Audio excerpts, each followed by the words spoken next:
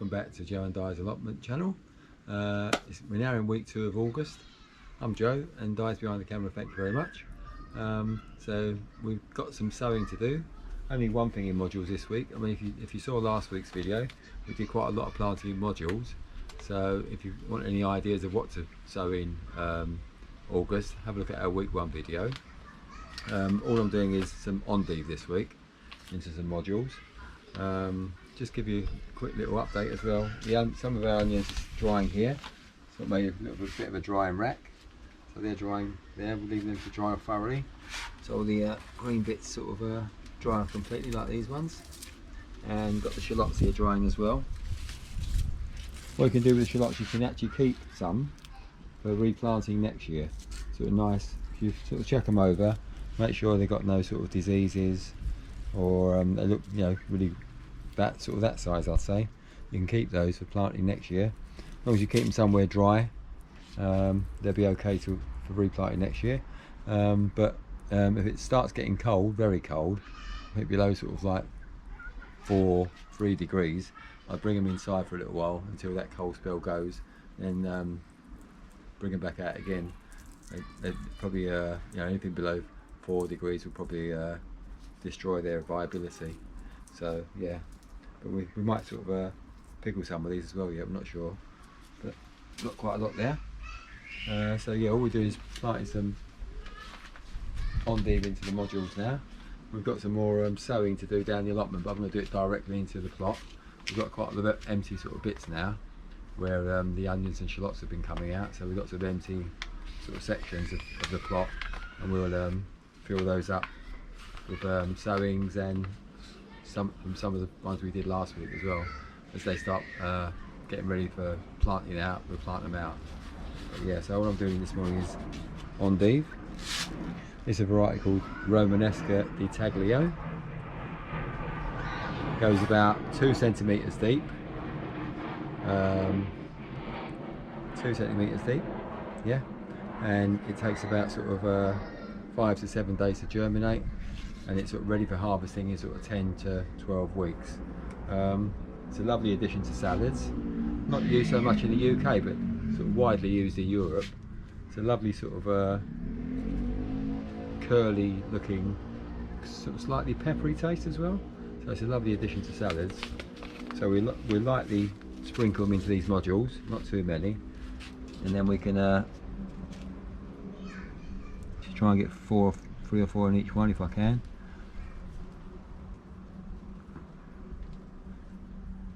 A bit too many in that one.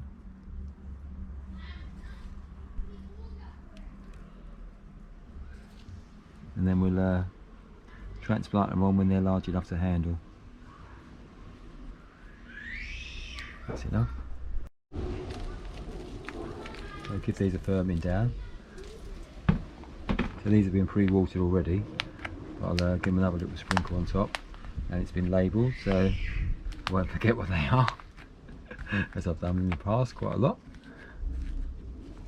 So yeah, this should be up in 3 to 7 days. Give another little sprinkle on top. We'll leave them here in the garden, and hopefully they'll germinate quite quickly.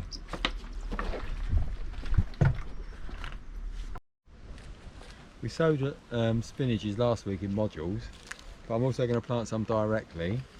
We've really pre-watered the bed to get it thoroughly wet because it's so dry. So I've got some chard and spinach beet, which are both beets basically, and I've got 2 types of winter spinach as well, real spinach, which is a giant winter and the matador. So I'm going to plant those in the bed over there, and if I plant too many, I'll transplant them as space becomes available if they germinate. We'll see. So they go about 3 centimetres deep, and they take between sort of 12 and 20 days to germinate sometimes, and they should be ready for sort of harvesting in sort of 14 to 20 weeks, depending on which variety we're looking at. So what I'll do is I'll plant them in the bed over there, and we'll see how they go.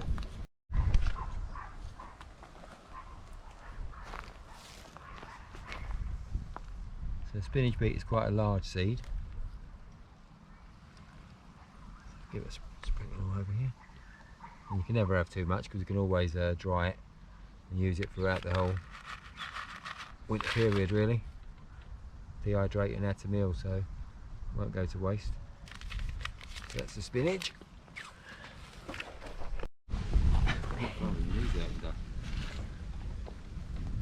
We'll do the chard next, which looks very much the same as the spinach beet, perpetual spinach. Sprinkle that all through that. We'll cover those up in a minute. This is true spinach, this is Matador. Sprinkle that around. Should be enough, should be quite a few there, hopefully. And the last one is Winter Giant. Get that done.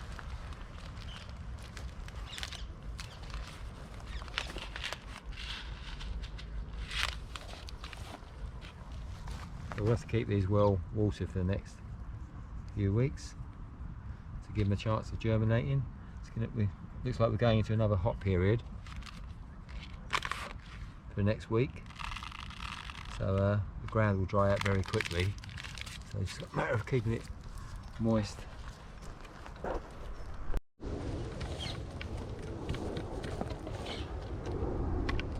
Burn it down.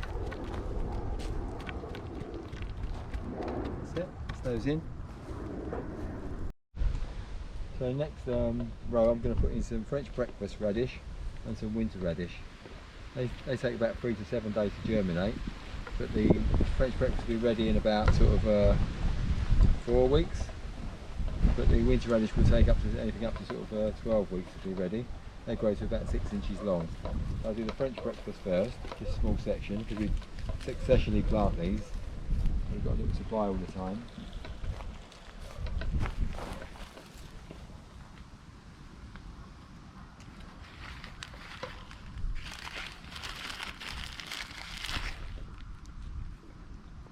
I'll do them.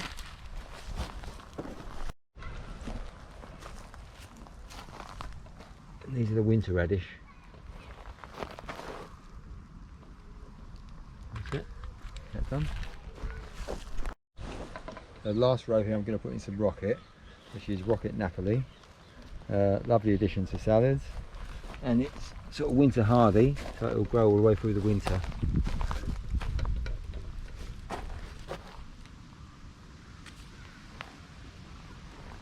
That's it. Okay.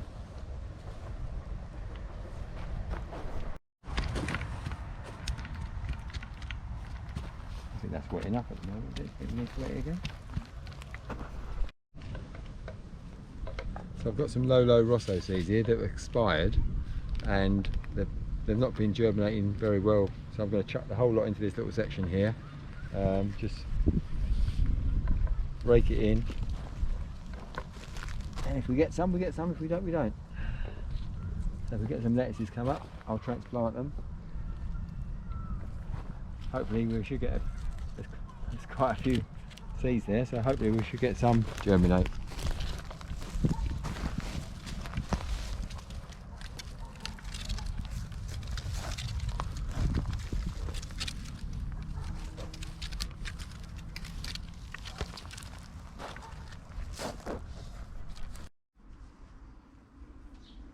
So yeah, we've been trimming up the vine, so we've got lots of compostable material there, and we've managed to get nearly 60 usable vine leaves, so we can make another batch of stuffed vine leaves with those. So yeah, and we've done a couple of videos recently, one on how to harvest the vine leaves and one on making stuffed vine leaves as well, so you can look at those if you'd like to. But yeah, so we've trimmed it up a bit so it exposes, let some more sunlight in to start ripening up the grapes now really. I don't think we'll get a lot more growth after this time of the year. The white variety over there as well, they're looking quite good. Nice few bunches there. So I just need to let the sun get through and start ripening them now really. I think they're slightly larger than the red variety, I think. And these can be edible. These ones are edible. These ones aren't really edible. They're only suitable for making sort of either grape juice or vinegar. But yeah, so that's probably the last harvest of vine leaves we get off of there. And we still need to sort of trim up and try and get the sun to penetrate a bit more, but they're all old leaves, you can't really use those. We picked the sort of end of each growth, which are the edible ones, because they're nice and soft and they're still white. So if you look at the veins, and they're still white, they still feel quite soft. As they get older, they sort of start to redden and toughen up. So yeah, so we can chuck all this into the compost bin as well. That'll rot down very quickly. Vine leaves always rot down very quickly in the compost. So yeah, that's the job done. Harvesting some second earlies. Quite a nice size actually. They're coming out, some of them. But the ground is rock hard.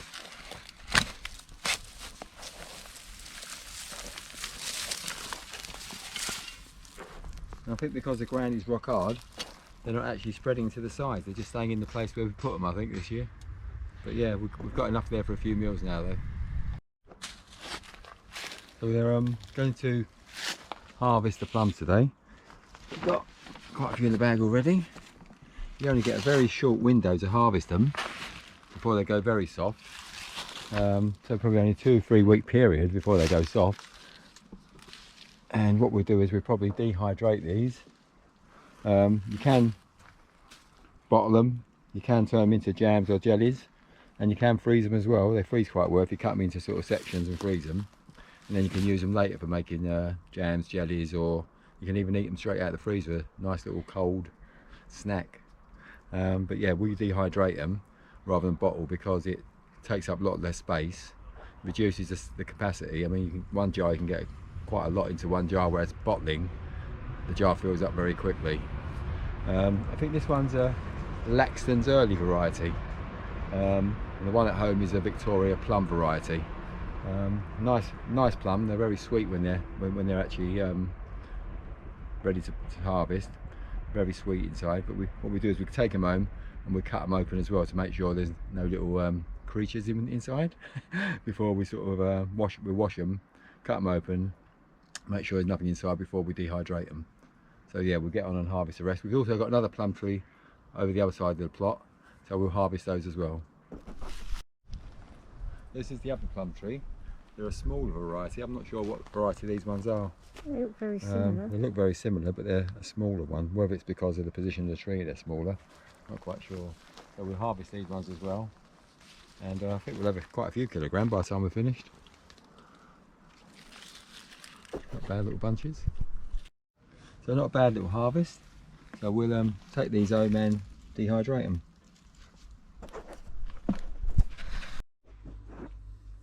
So the plums we picked, what we've done is washed them thoroughly, dried them off, sliced them up, sort of picking out the best bits really, because there was quite a lot that were damaged really. And we're going to dehydrate them for 6 hours at a higher temperature, about 155 Fahrenheit, and after 6 hours we'll reduce it. And I think it'll take about another 8 hours after that. Yeah, because they're quite a wet sort of thing to dry, so they will take quite a while. So we'll put that on and we'll have a look at the end and see how they come out. So our 4 kilograms of plums have been in the dehydrator now for 12 hours, yeah? 3 and 8. 11 hours. 11. So yeah, and they're now nice and pliable. We've tasted some this morning, they're nice and sweet. So they're ready to put in the jar. So we've got a pre-sterilised jar and we've labelled it. Mind you, not likely to get mixed up with anything else, are we? But we have labelled it. So we'll now put them into the jar and we'll show you how many we've got. So 4 kilograms of plums, after taking the weight of the jar off, is reduced to 400 grams. That's quite an amazing amount of reduction actually in weight.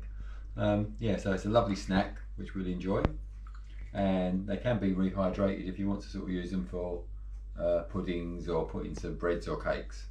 So yeah, great way of preserving and storing your plums. Just got a pot full from the outdoor tomatoes. Some lovely tomatoes there. I think they're earlier than most years. Maybe due to the heat.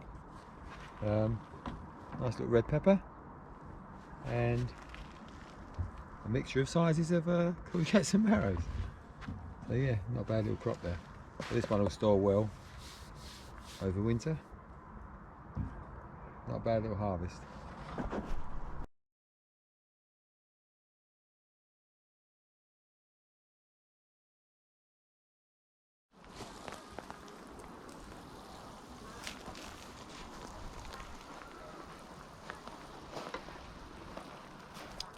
We've just spent an hour watering 2 plots, and we're probably doing it every 3 days at the moment, so it's like a 2.5 hours a week watering.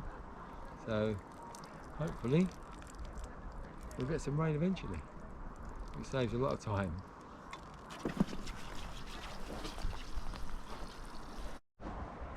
So that's the weekly update on week 2 of August. So you see, we're still doing some planting, lots of harvesting, lots of watering, bits of weeding here and there. So still lots to do in week 2 of August. Hope you've enjoyed the video. Hope you found it informative, and hope give us a like if you have, or leave us some comments in the box. And if you want to follow our journey into week 3 of August, please use the subscribe button at the bottom of the page and follow our journey into week 3. Thank you for watching.